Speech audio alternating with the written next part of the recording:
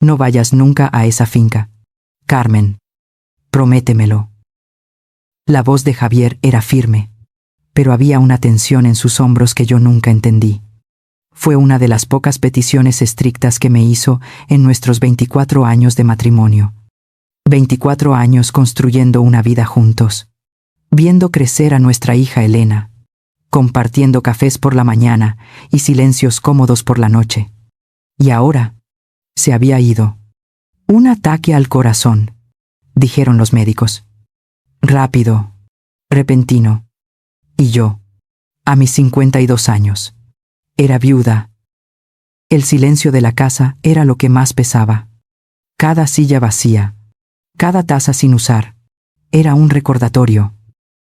2 semanas después del funeral, cuando el olor de los lirios funerarios finalmente había desaparecido, sonó el teléfono. Era el señor Ríos, el abogado de Javier.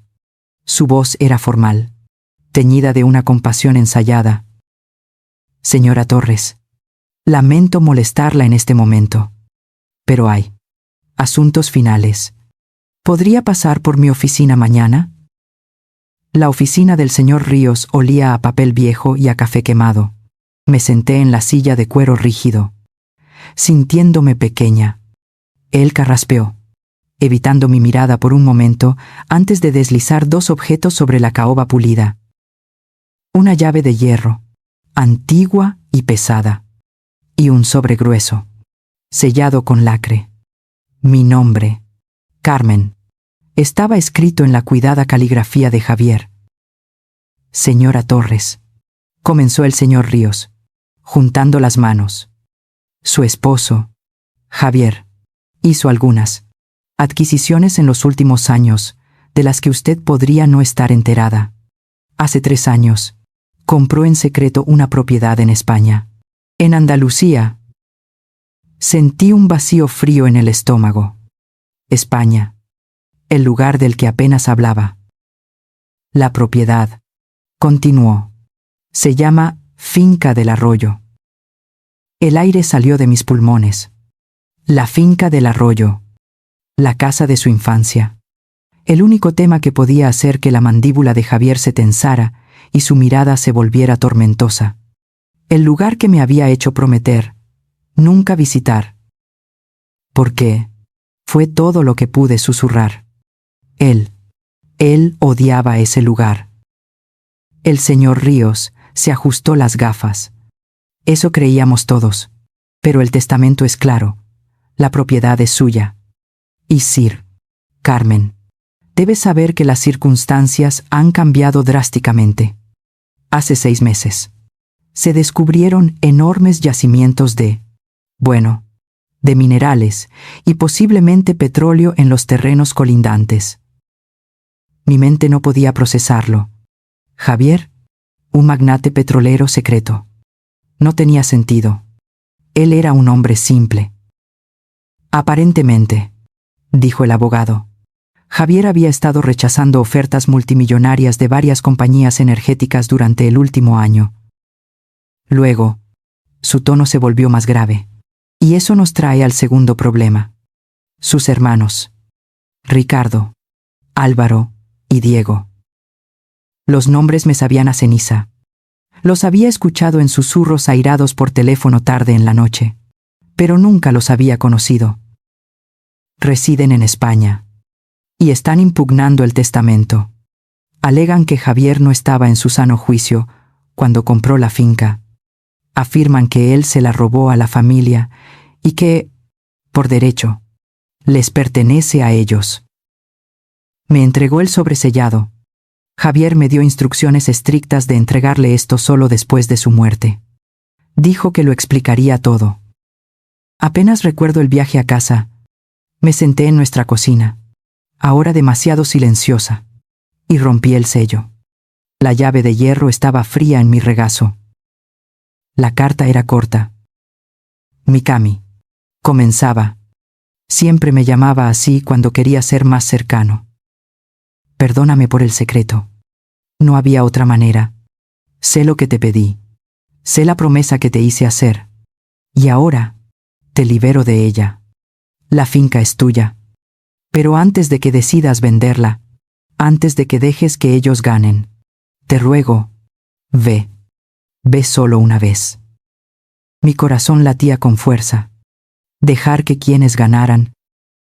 Habrá un portátil en el escritorio del estudio. La contraseña es el día que nos conocimos, seguido de tu apellido de soltera. Confía en lo que veas. Te quiero. J. El día que nos conocimos. 15 de mayo de 1998. Morales. 15-0. 5998. Morales. Reservé el vuelo esa misma noche.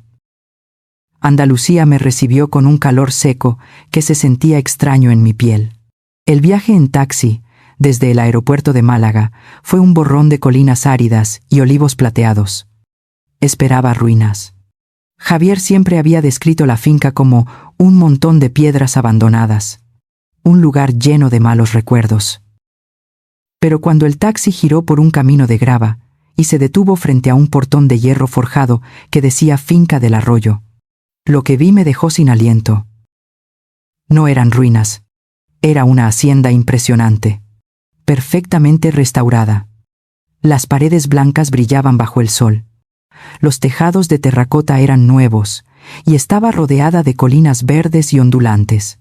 No era una casa, era un palacio. Usé la llave que me dio el señor Ríos para abrir la pesada puerta principal de madera. El chirrido resonó en el silencio. Mis manos temblaban. Di un paso adentro. El aire olía a aceite de limón y madera vieja. Un gran vestíbulo se abría ante mí, y me detuve en seco. La habitación estaba llena de arte, pero no cualquier arte. Pinturas, esculturas, todas de caballos. Magníficos caballos andaluces capturados en pleno movimiento. Un semental de bronce encabritado, un óleo de una yegua y su potrillo en un prado verde. Mi corazón dio un vuelco doloroso. Los caballos, mi pasión, la obsesión de mi vida, desde que era una niña, algo que había compartido con Javier, algo que él siempre había apoyado, pero que nunca pareció entender realmente. Siempre pensé que lo veía como un pasatiempo caro, algo que él toleraba con una sonrisa indulgente. Pero esto no era tolerancia, esto era reverencia. Él había llenado esta casa secreta con la única cosa en el mundo que me hacía sentir viva. Las lágrimas nublaron mi visión. Fue entonces cuando oí el crujido de la grava afuera. Un todoterreno negro, brillante y amenazador. Se detuvo bruscamente frente a la entrada. Las puertas se abrieron y salieron 3 hombres. Eran mayores, con trajes que parecían demasiado caros para el calor rural. Reconocí al instante la estructura ósea de Javier en el rostro del hombre del medio, pero sus ojos eran fríos como el hielo. Los hermanos Torres, Ricardo, Álvaro y Diego. Sus rostros eran máscaras de enfado y desdén. Me miraron como si yo fuera una intrusa. Un escalofrío recorrió mi espalda, pero fue reemplazado por una oleada de algo nuevo. No era miedo, era rabia. Los ignoré. Con sus miradas quemándome la nuca, caminé directamente a través del vestíbulo, pasando junto a una impresionante escultura de piedra de la cabeza de un caballo, y entré en lo que parecía ser el estudio. Y allí estaba, sobre un escritorio de roble macizo, un portátil cerrado. Me senté. Lo abrí. La pantalla de inicio de sesión apareció. Mis dedos, ahora firmes, escribieron la contraseña. 15-0-5998. Morales. El escritorio apareció. Estaba limpio, excepto por cientos de archivos de video, meticulosamente organizados en carpetas. Hice doble clic en el primer archivo. Para Cami. Video 1. El rostro de Javier llenó la pantalla. Mi aliento se atascó en mi garganta. Se veía cansado, más delgado de lo que recordaba en sus últimas semanas. Había ojeras oscuras bajo sus ojos, pero esos ojos estaban claros y enfocados directamente en mí. Sonrió, pero fue una sonrisa teñida de una tristeza infinita. «Hola, mi amor», susurró, y el sonido de su voz hizo que mi corazón se rompiera de nuevo. «Si estás viendo esto, significa que me he ido. Y significa que estás en la finca. Gracias por venir, Cami». Tomó una respiración profunda, como si se preparara para un golpe. «Hay tantas cosas que nunca te dije. Secretos que guardé para protegerte. O eso me decía a mí mismo. La verdad es que te he estado mintiendo durante 3 años». Sentí que la habitación se encogía. No tuve un ataque al corazón repentino, Carmen. Bueno, no exactamente. Hace 3 años, poco antes de comprar esta casa, me diagnosticaron.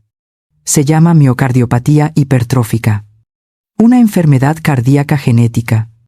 Los médicos me dieron de 2 a 5 años de vida.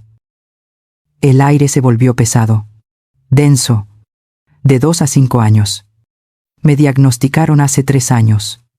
Las matemáticas eran crueles, simples, y me golpearon en el pecho. 3 años.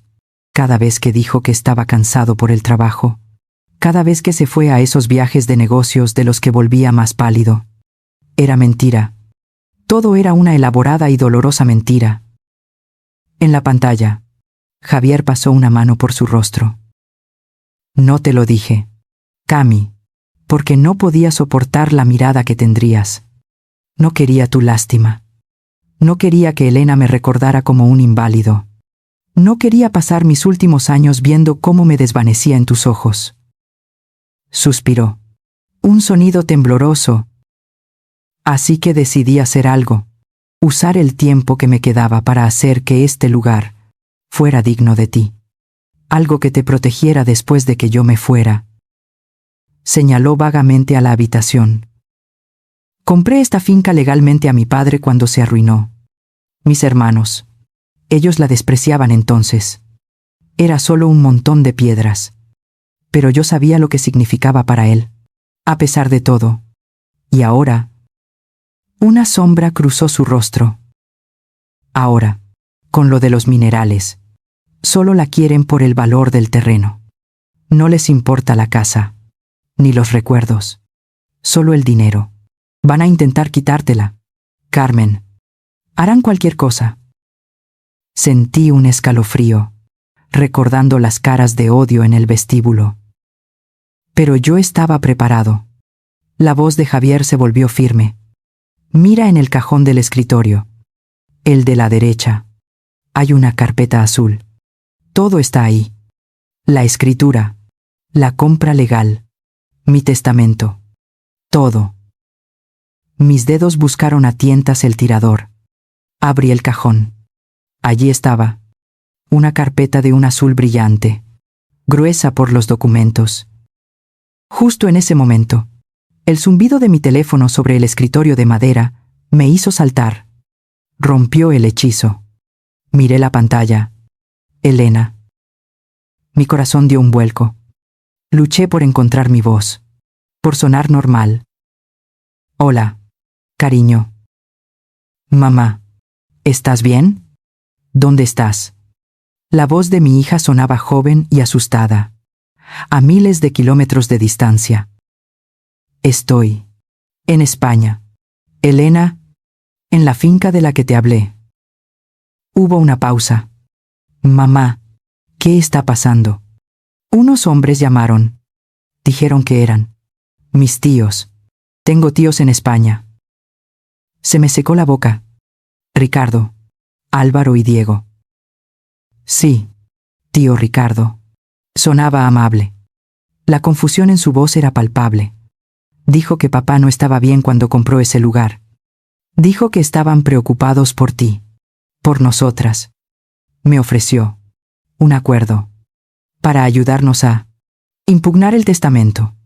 Dijo que estaba siendo manipulada. La sangre se me heló. Habían llegado a ella, antes que yo. Antes de que pudiera responder, oí un golpe fuerte en la puerta principal. No fue un golpe amistoso, fue un golpe oficial, autoritario. A través del monitor, vi la expresión de dolor en el rostro de Javier, congelado en el tiempo. «Mamá, ¿qué es ese ruido?», dijo Elena por teléfono. «Cariño, tengo que colgar. Te llamaré luego. No hables con ellos. ¿Me oyes? No hables con ellos». Colgué antes de que pudiera protestar. Me levanté, sintiendo que mis piernas eran de plomo. Caminé hacia el vestíbulo. Los 3 hermanos Torres estaban de nuevo en mi puerta, pero esta vez no estaban solos. 2 hombres uniformados de la Guardia Civil, con sus sombreros verdes distintivos, estaban con ellos. La expresión de Ricardo era de triunfo apenas contenido.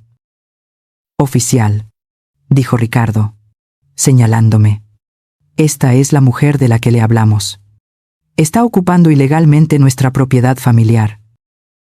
Uno de los oficiales, un hombre mayor, con ojos cansados, dio un paso adelante. «Señora, lamento la intrusión. ¿Es usted Carmen Morales de Torres?». Asentí, mi garganta demasiado apretada para hablar. «Tenemos un informe de que usted está aquí bajo circunstancias cuestionables. Los señores Torres afirman que el propietario legal, su difunto esposo, no estaba en su sano juicio». Las palabras de Javier resonaron en mi cabeza. «Harán cualquier cosa». Sentí la madera del escritorio detrás de mí, el portátil aún abierto. Sentí la presencia de la carpeta azul. Respiré hondo, canalizando una calma que no sentía. «Soy Carmen Torres, y esta es mi propiedad». Mi voz no tembló. Me di la vuelta. Caminé de regreso al estudio. Tomé la carpeta azul y volví al vestíbulo. Se la extendí al oficial. «Creo que esto aclarará todo. La escritura de compraventa, el pago registrado y el testamento notariado de mi esposo». El oficial me miró por un segundo antes de tomar la carpeta. Ricardo soltó una risita nerviosa. «Papeles falsos, sin duda». El oficial le lanzó una mirada que lo silenció. Abrió la carpeta y comenzó a leer. Vio la escritura de hace 3 años. Vio el sello notarial. Vio la copia certificada del testamento, nombrándome a mí, Carmen Torres, como única heredera de la finca del Arroyo.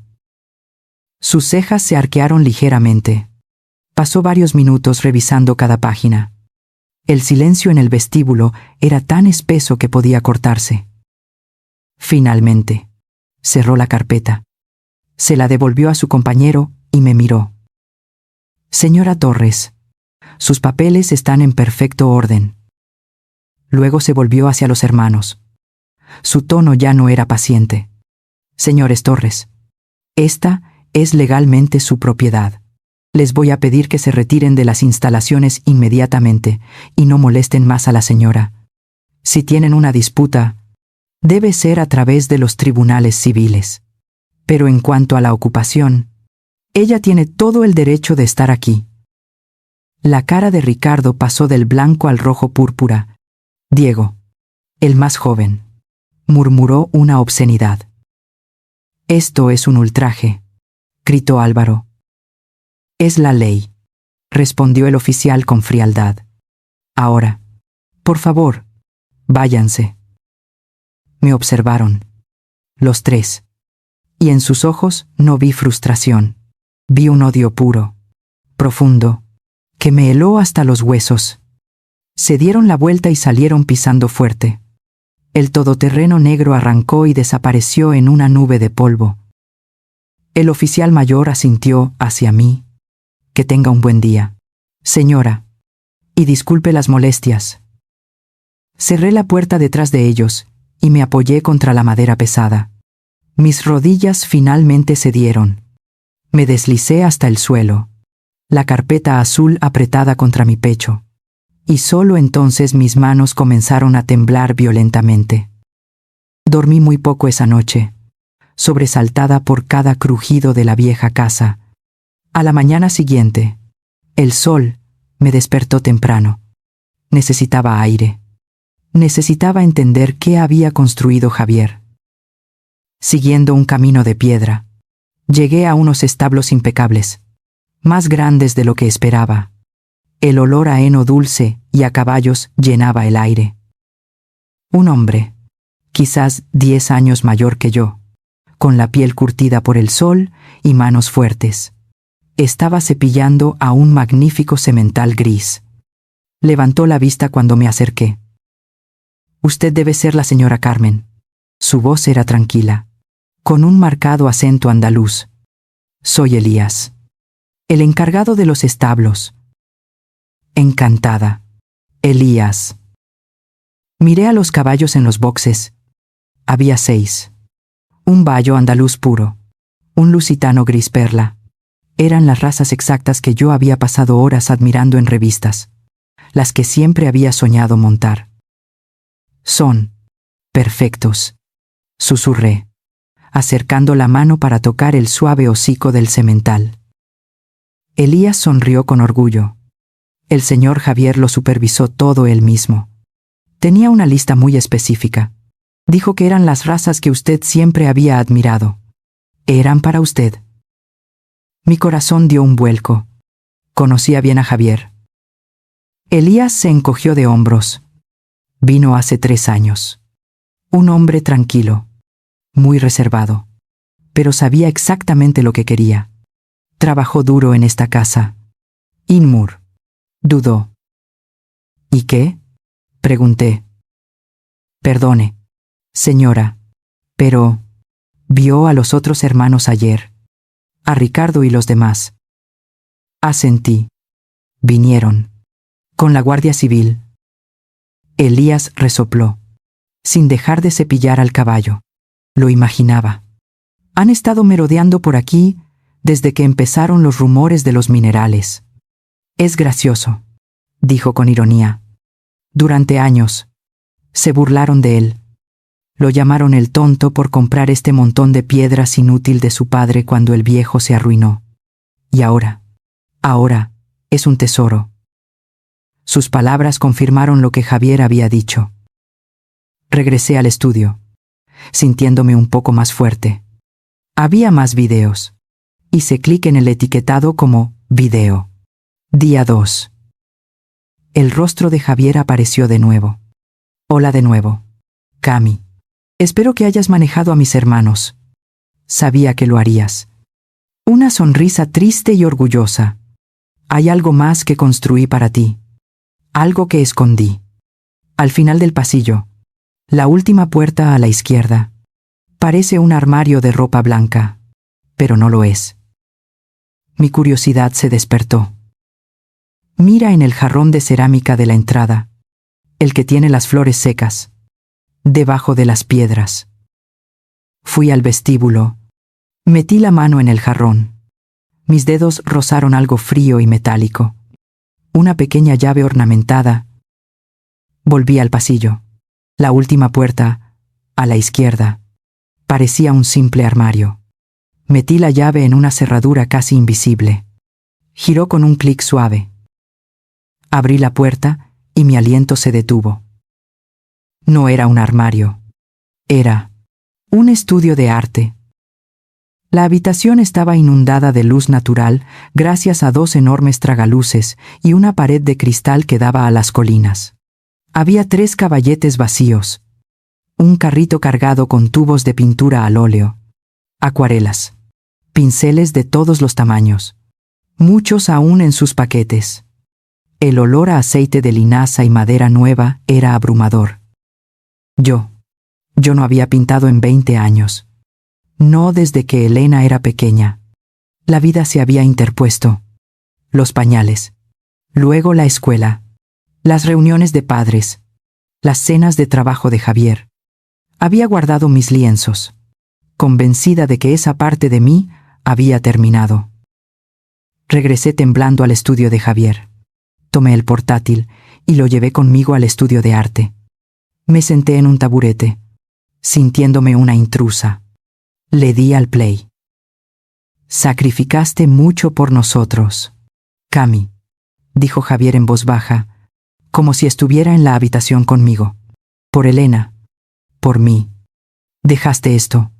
Hizo un gesto, como si pudiera ver el estudio. Siempre te prometí que algún día te lo devolvería. Bueno, aquí está. Las lágrimas corrían por mis mejillas sin que yo me diera cuenta. Pero hay más, dijo. Mira en el mueble de cajones planos. En la esquina. El cajón de abajo. Me acerqué al gran archivador de madera. Tiré del tirador de latón del cajón inferior. Se deslizó suavemente.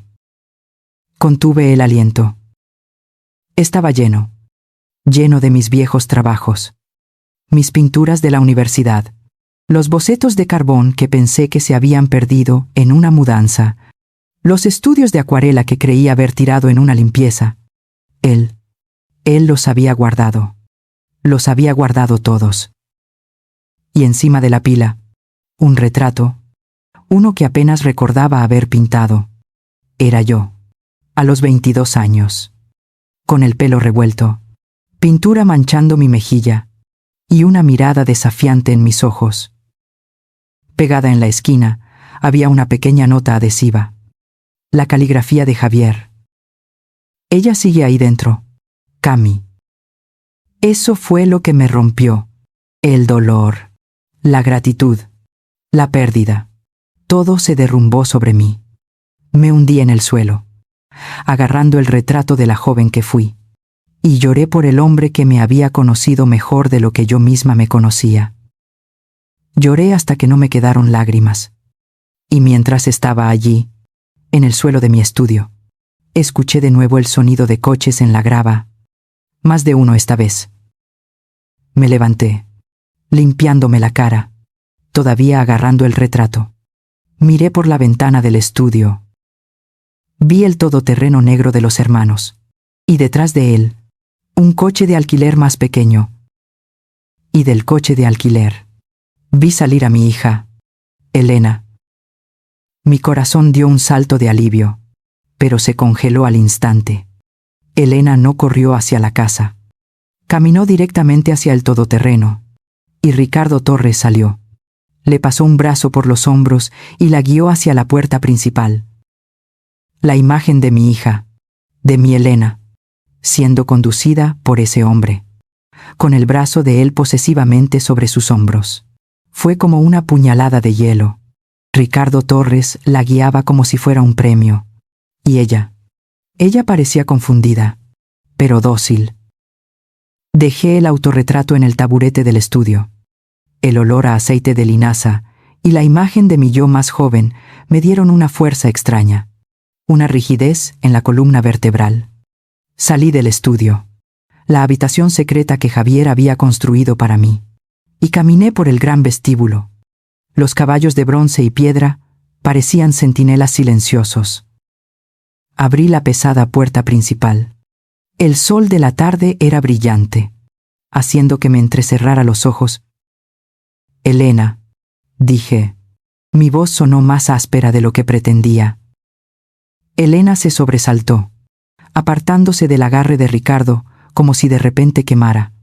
Mamá, ¿qué es este lugar? ¿Por qué no me dijiste que venías? Carmen, interrumpió Ricardo, con una sonrisa aceitosa que no llegaba a sus ojos fríos. No hay necesidad de hostilidad. Estamos aquí para ayudar. Tu hija estaba preocupada. Nosotros la trajimos. Tío Ricardo me explicó la situación, dijo Elena, dando un paso hacia mí, pero sus ojos iban de mí a los hermanos. Dijo, que papá, bueno, que no estaba bien, y que estos hombres te están ofreciendo mucho dinero por un terreno sin valor. Tío Ricardo, el término me golpeó más fuerte que la visita de la Guardia Civil. ¿Qué le has dicho a mi hija? Le pregunté directamente a Ricardo, ignorando a Elena por un momento. La verdad, dijo Álvaro, el segundo hermano. dando un paso adelante, que Javier nos robó esta finca, que no estaba en su sano juicio, y que ahora te están manipulando compañías mineras extranjeras. Es demasiado para ti, Carmen. Así que, continuó Ricardo, tomando el control de nuevo, hemos venido a ofrecerte una solución. Una justa, para la familia. Esperé. Dividimos la propiedad en 3 partes. Miré a Elena. Su rostro estaba tenso. 1/3 para ti, dijo Ricardo, señalándome. 1/3 para Elena, y 1/3 para nosotros, los hermanos que Javier desheredó. Mamá, por favor, intervino Elena, su voz suplicante. Es razonable. Piénsalo. Las finanzas. No sabemos nada de minería ni de leyes españolas. Y, ¿puro? Son familia. Mamá, papá se equivocó al ocultárnoslo. Deberíamos estar juntos en esto. Sus palabras me desgarraron. La hija que había criado, la niña que conocía mi alma, ahora estaba del lado de ellos. Me miraba como si yo fuera el problema, como si mi dolor fuera una inconveniencia para su lógica financiera. Miré la cara sonriente de Ricardo.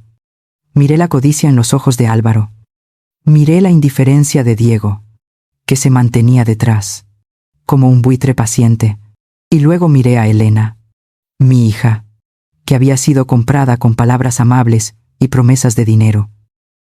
Respiré hondo el aire seco de Andalucía. La calma que sentí fue aterradora. No. La sonrisa de Ricardo vaciló. ¿Qué? No. Repetí.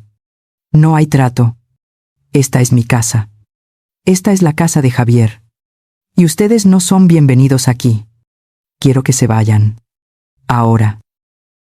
Mamá, gritó Elena, su rostro enrojeciendo. ¿Por qué haces esto? Están tratando de ser justos. Estás siendo irracional. Elena, dije, y mi voz era plana, sin emoción. Tienes que tomar una decisión.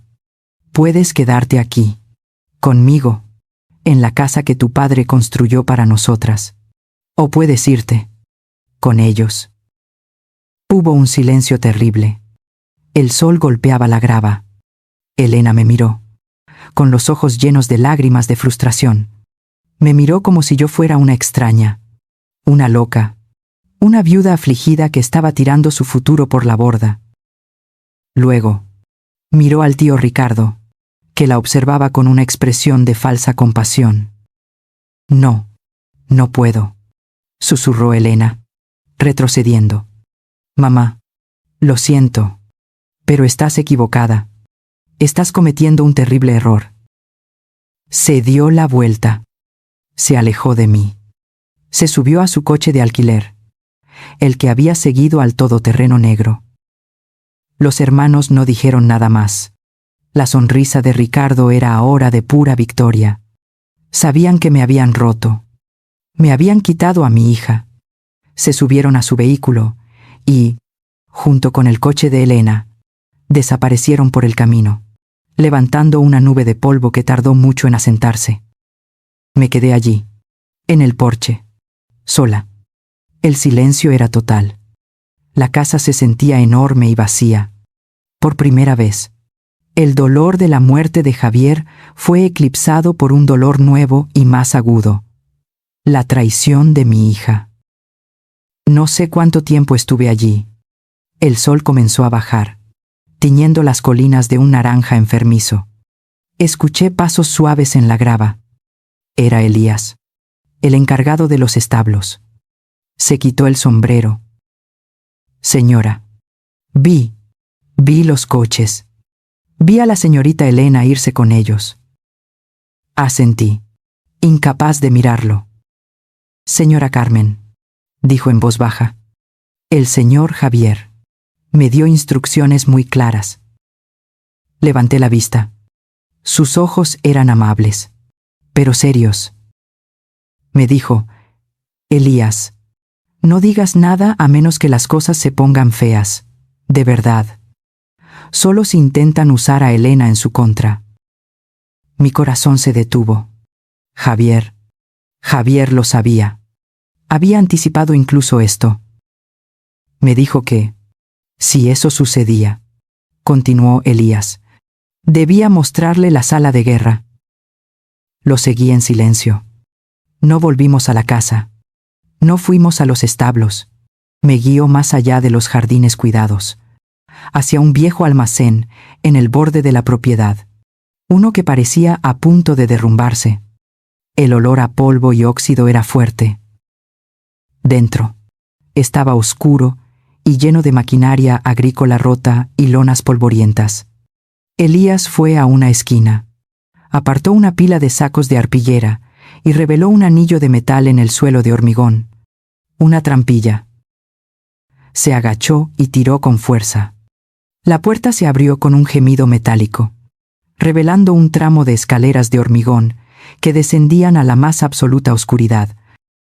Él trabajó en esto durante el primer año, dijo Elías. Nadie más lo sabe. Dudé solo un segundo. Luego, bajé. Elías me siguió y pulsó un interruptor. Las luces fluorescentes parpadearon y luego se encendieron con un zumbido, iluminando un búnker moderno. El aire era fresco, seco, controlado. Había archivadores de metal, un escritorio con varios monitores y una pared entera cubierta de mapas. Me acerqué. Eran mapas geológicos detallados de la finca del arroyo. Mire, señora, dijo Elías, señalando la sección. Estaba marcada con círculos rojos. Esto es lo que los hermanos Torres y las compañías mineras creen que es el premio. Los yacimientos que se descubrieron en los terrenos colindantes. Asentí, recordando las palabras de Ricardo. Pero el señor Javier contrató a sus propios geólogos. En secreto. Elías caminó hacia un mapa diferente. En una sección separada de la pared, etiquetada como sector oeste. Pastoreo inútil. Pero esto, dijo, golpeando el mapa con el dedo, es el premio real. El yacimiento principal no está al este. Está aquí, oculto bajo el terreno que todos consideran sin valor. Según los informes del señor Javier, es 10 veces más grande. Mi mente daba vueltas. El yacimiento del este era un señuelo, una trampa de Javier. Hay más, dijo Elías, abriendo uno de los archivadores. No estaba lleno de mapas. Estaba lleno de libros de contabilidad, extractos bancarios de paraísos fiscales y documentos corporativos. El señor Javier pasó los últimos 3 años no solo construyendo esta casa, pasó los últimos 3 años investigando décadas de los negocios de sus hermanos, evasión de impuestos, tratos con información privilegiada, fraude. Todo está aquí, con pruebas. El dolor que me había paralizado en el porche desapareció. Fue reemplazado por un fuego frío y claro. Esto no era un santuario para mi duelo. Era un arsenal. Y Javier me había dejado el manual de instrucciones.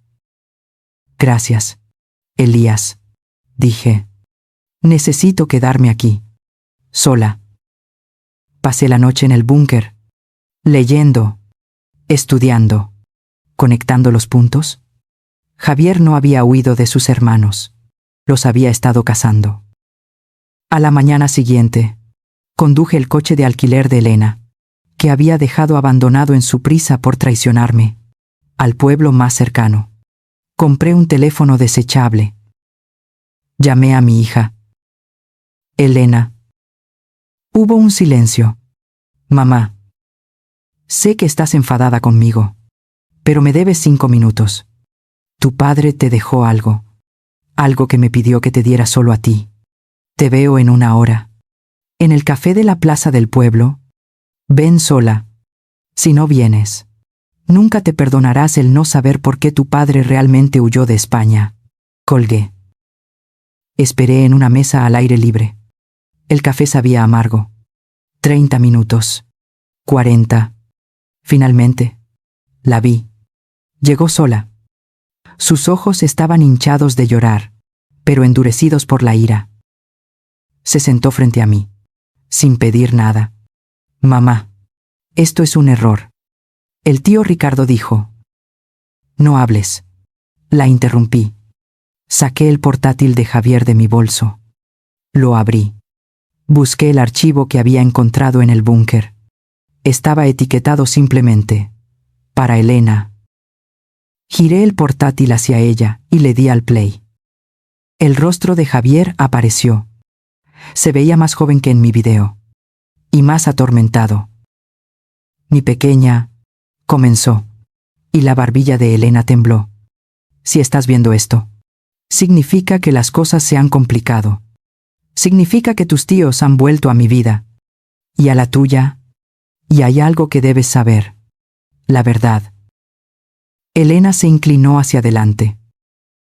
No me fui de España por elección. Me echaron. Cuando yo tenía 19 años, continuó Javier, tu abuelo me dejó una pequeña herencia. Tu tío Ricardo, el amable tío Ricardo, la estaba administrando para mí. Se lo gastó todo. Elena lo robó para cubrir sus propias deudas de juego. Y cuando lo confronté, Javier respiró hondo en el video. Me amenazaron. Dijeron que si decía una palabra, plantarían pruebas falsas de fraude en mi contra. Dijeron que me pudriría en una cárcel española. Yo era joven. Tenía miedo. Así que huí. Me fui a América. Dejé mi hogar. Y allí te conocí a ti y a tu madre. Y construí una vida. Pero ellos me robaron mi pasado. El video terminó. Elena se quedó mirando la pantalla oscura, su rostro pálido como el mármol. Una lágrima solitaria rodó por su mejilla. Luego otra. Levantó la vista hacia mí. Sus ojos ya no eran los de una niña confundida. Eran los ojos de una mujer que había visto la verdadera maldad. Él me abrazó, susurró ella. Me llamó sobrina. Y me mintió. Me mintió sobre mi padre. Sí, dije en voz baja. ¿Quieren robarle otra vez? Dijo ella, su voz temblando de una furia nueva y terrible. Incluso después de muerto. Quieren robarnos. Cerró el portátil. Sus manos estaban firmes. Las lágrimas habían desaparecido. No. Me miró fijamente. No van a ganar. Mamá, ¿qué hacemos? La chica del autorretrato había vuelto, pero no estaba en mi estudio. Estaba sentada frente a mí. Hacemos exactamente lo que tu padre planeó, dije. Vamos a organizar una reunión. Esa tarde, Elena llamó a su tío Ricardo. Su voz era una obra maestra. Temblorosa, asustada, derrotada. Tío Ricardo, soy yo. Elena, hablé con mamá. Ha sido horrible. Pero creo que la convencí. Está dispuesta a reunirse. Solo quiere acabar con esto. Escuchó, asintiendo para sí misma. Sí, sí. Mañana por la tarde. En la finca. Dijo que trajeras a la gente de la compañía minera. A los de Extracciones del Norte. Para que todo sea oficial y firmar los papeles. Colgó el teléfono y me miró. Una sonrisa lenta y fría se dibujó en su rostro. Vienen. Creen que ganaron. Traen al director ejecutivo. Lo sé, dije, poniéndome de pie. Regresamos a la finca. Al búnker. Ahora, dije, extendiendo el mapa del sector oeste sobre la mesa.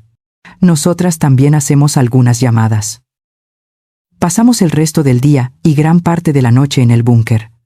Elena y yo, codo con codo.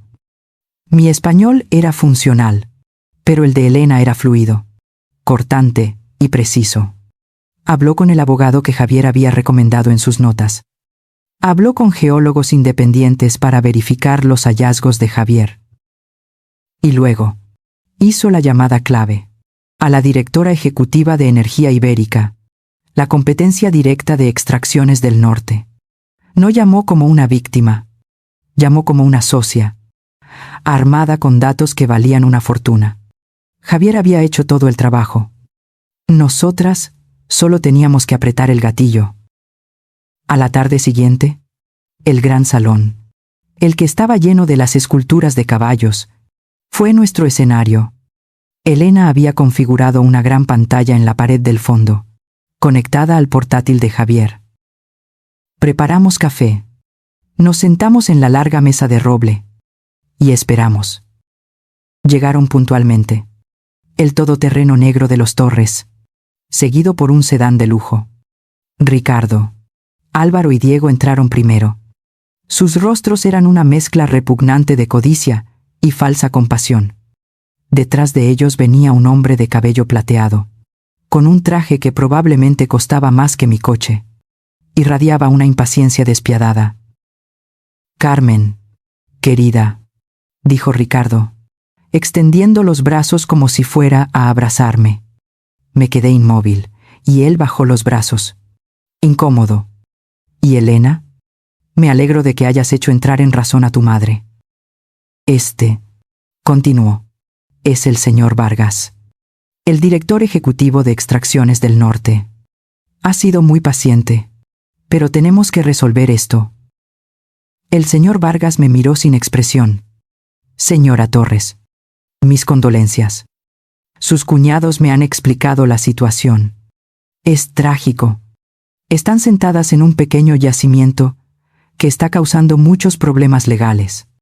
Para acabar con esta situación y permitirles continuar con su duelo, mi compañía está preparada para ofrecerles 10 millones de euros. Por toda la finca. Es una oferta generosa. Tómela». 10 millones. Una cifra que habría hecho que la antigua yo se desmayara. «Gracias, señor Vargas», dije, mi voz sonando tranquila en la gran sala. «Es, en efecto, una oferta, pero creo que están mirando el mapa equivocado». Tomé el control remoto y encendí la pantalla. No era el mapa del sector este, el que todos conocían. Era el informe geológico del sector oeste, la zona que todos consideraban pasto inútil, un área marcada en un rojo intenso, 10 veces más grande que el depósito que Vargas creía estar comprando. Vargas frunció el ceño. «¿Qué es esto? ¿Un dibujo?» «Son los datos que mi esposo encargó», intervino Elena, poniéndose de pie. «Los datos que fueron verificados por 3 equipos geológicos independientes antes de que él falleciera. El depósito que ustedes encontraron es solo un señuelo. Este es el premio». La cara de Ricardo se contrajo. «Mentiras. Javier siempre fue un soñador. Un tonto». «Un tonto», dijo una nueva voz desde la entrada, «que resulta tener los datos correctos». Todos nos giramos. Una mujer, elegante y con una mirada de acero, estaba en el vestíbulo. Elías, el encargado de los establos, estaba detrás de ella, con la cara impasible. Vargas palideció visiblemente. «Medina, ¿qué demonios haces aquí?» «Señora Medina», dije yo, levantándome. «Gracias por venir». La señora Medina, directora ejecutiva de Energía Ibérica, entró en la sala. Sus ojos se fijaron en la pantalla. «Señor Vargas, qué sorpresa», dijo con una sonrisa helada. «Estábamos aquí, por invitación de las señoras Torres, para discutir una oferta basada en datos reales. Hemos revisado los informes del señor Torres. Son auténticos. Y nuestra oferta inicial supera con creces cualquier cosa que Extracciones del Norte haya soñado». Se hizo un silencio absoluto. Vargas miró a Medina, luego a la pantalla y finalmente a los hermanos Torres. Su rostro, antes impaciente, Ahora era una máscara de furia. Ustedes, siseó a Ricardo, ¿qué han hecho? Esto es un circo, gritó Ricardo, dándose cuenta de que el dinero se le escapaba de las manos. Elena, Carmen, no saben lo que hacen. Esta es nuestra familia. ¿Familia? La voz de Elena era ahora más fría que la de Medina. Se acercó a Ricardo, que retrocedió instintivamente. Hablemos de familia, tío Ricardo. Hablemos de cuando papá tenía 19 años. Hablemos de la herencia que el abuelo le dejó. La herencia que tú administraste. El color desapareció del rostro de Ricardo. La herencia que te gastaste para pagar tus deudas, continuó Elena, su voz resonando. Y cuando él te confrontó, ¿qué hiciste? Lo amenazaste. Le dijiste que plantarías pruebas falsas y que lo pudrirías en una cárcel española si decía una palabra. Le robaste su dinero. Le robaste su casa. ¿Le robaste a su familia? Y ahora, dije yo, dando un paso adelante, intentan hacerlo de nuevo. Mi abogado, el que Javier había recomendado, entró en la sala. Llevaba 3 sobres gruesos. Señor Vargas, dijo el abogado con voz formal, este es para usted. Le entregó un sobre. Contiene un resumen detallado de las actividades de sus socios. Décadas de evasión fiscal. Uso de información privilegiada sobre terrenos y fraude. Todo documentado por el señor Torres. Me temo que se ha asociado usted con criminales. Vargas abrió el sobre. Sus ojos recorrieron la primera página. Miró a los hermanos Torres con un odio que podría quemar. Se dio cuenta de que no solo le habían mentido sobre el depósito, sino que lo habían hecho cómplice de sus delitos. Ustedes están acabados, murmuró. Se dio la vuelta y salió de la casa, su teléfono ya en la oreja, sin duda, llamando a su propio equipo legal para contener el desastre. Mi abogado puso los otros 2 sobres en la mesa frente a los hermanos. Esas son sus copias, dijo. ¿Y esta? Añadió, poniendo un documento final en la mesa. Es su única salida. Van a firmar una renuncia legal y vinculante a cualquier reclamación, presente o futura, sobre la finca del Arroyo. Van a aceptar una orden de alejamiento permanente de Carmen y Elena Torres, a cambio de su firma. Estos sobres no se enviarán a la Fiscalía General. Álvaro se desplomó en una silla. Diego miraba el papel como si fuera una serpiente. Ricardo, temblando de rabia y miedo, tomó el bolígrafo. Firmaron, uno por uno, y luego, en silencio, se levantaron y salieron de mi casa para siempre. Cuando se fueron, la señora Medina se volvió hacia mí. Javier Torres. Era un hombre brillante. Sí, dije, sintiendo el peso de los últimos 3 años. Y tenía condiciones. Nos sentamos. Y firmé el contrato que Javier había preparado. Un acuerdo con Energía Ibérica que incluía cláusulas estrictas de protección ambiental, fondos para la comunidad local y la preservación de los establos. Era un contrato que no solo traía riqueza, sino también respeto. Pasaron 6 meses. 6 meses de silencio y paz. La finca del Arroyo se había convertido en un hogar. El olor a aceite de linaza y trementina llenaba mi estudio secreto. Estaba pintando de nuevo. El lienzo frente a mí era un semental gris, casi terminado. Mi teléfono sonó. Era Elena, llamando desde Madrid. Hola, mamá, ¿cómo va el cuadro? Lento, pero va. Sonreí, limpiando un pincel. Hola, cariño. Mamá, ha pasado algo. Extraño. Su tono era serio. El tío Diego vino a verme. A mi apartamento. Me tensé. El pincel se detuvo. Rompió el acuerdo. No, no legalmente. No me amenazó. Pero estaba destrozado. Parecía enfermo. Y me hacía preguntas raras. ¿Qué tipo de preguntas? Sobre mi salud. Si alguna vez había tenido problemas de hígado. Si conocía mi tipo de sangre. Fue espeluznante. Hubo una pausa.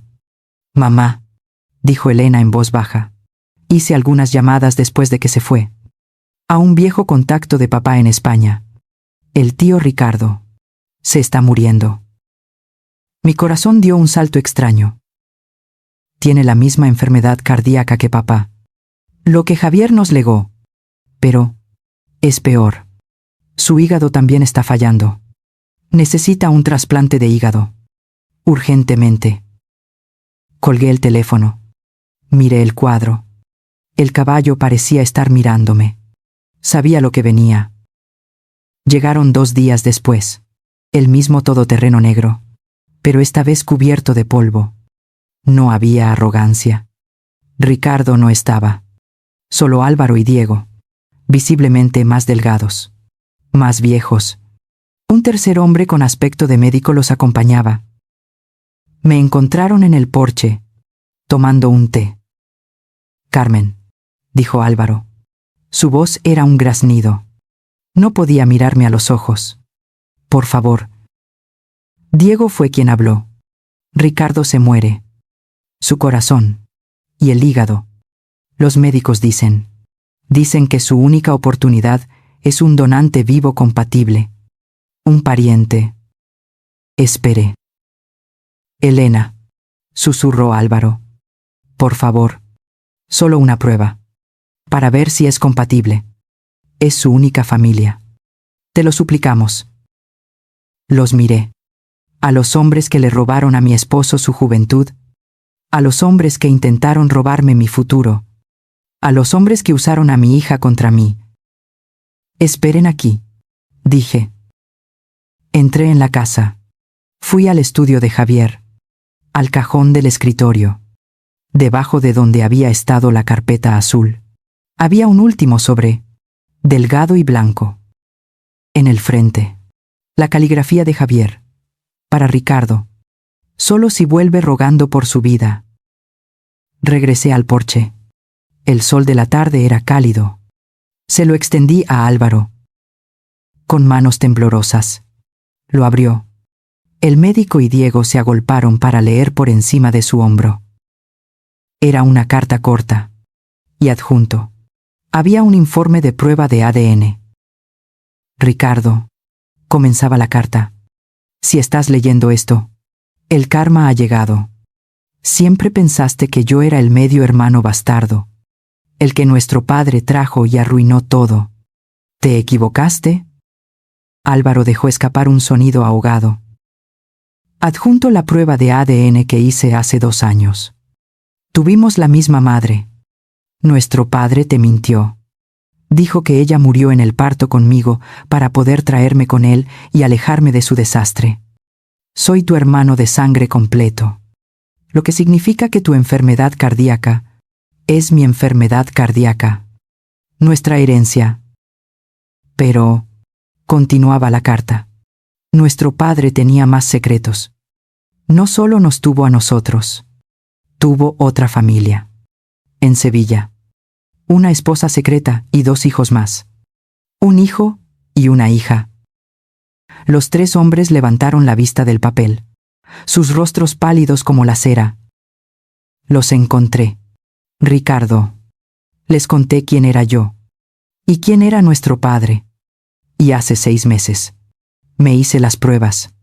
Resulta que el hijo, tu otro medio, hermano, tiene una compatibilidad médica perfecta con nuestro tipo de tejido hepático.